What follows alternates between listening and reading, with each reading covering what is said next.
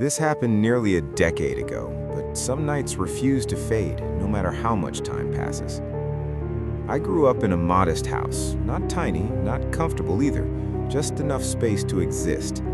For most of my childhood, my older brother and I shared a single bedroom, two narrow beds pressed against opposite walls, two dressers, two closets, no desk, no privacy. When he left for college, the room finally became mine. I remember dragging his bed out, rearranging everything, and feeling something I never had before: ownership. For the first time, I had a desk, a place to sit, a space that felt like me. That peace lasted 2 years. After graduation, my brother landed a job in the city and moved back home. He took the room back without hesitation. I was irritated, but my parents reminded me I'd done the same thing once. They weren't wrong. Later, when I returned home after starting my own job, there was no bedroom waiting for me, only the upstairs guest room. It was smaller, colder, and worst of all, built directly above the garage. Every time the garage door opened, the floor trembled beneath your feet. The room had 2 windows, one overlooking the driveway, the other staring into darkness along the side of the house. That night, I was completely alone. My parents were out of town. My brother was traveling for work. It was close to midnight. I was lying in bed, reading, enjoying the rare silence. Then the floor shook. A low mechanical rumble echoed through the room. The garage door. My body reacted before my mind did. My stomach dropped. No one was supposed to be home. I slowly sat up and looked out the window. The driveway was swallowed by darkness, but the garage door was wide open. My pulse thundered in my ears. I grabbed a baseball bat from the closet and crept down the stairs, repeating the same lie in my head. There has to be a normal explanation. Then I heard it. Voices.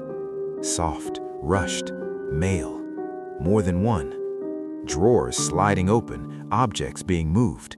They were inside my parents' bedroom.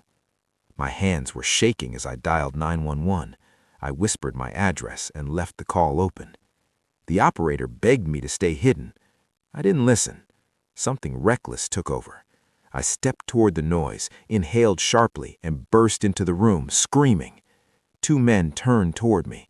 Time slowed. I swung the bat and connected with one man's leg. He collapsed, screaming. Before I could react, the second man charged. He tackled me hard. The bat slipped from my grip. His hands wrapped around my throat. The world narrowed. Air disappeared. As my vision blurred, I saw the first man crawling toward us, something metallic glinting in his hand. That's when it hit me. I wasn't brave. I was stupid, and I was going to die. A strange calm washed over me.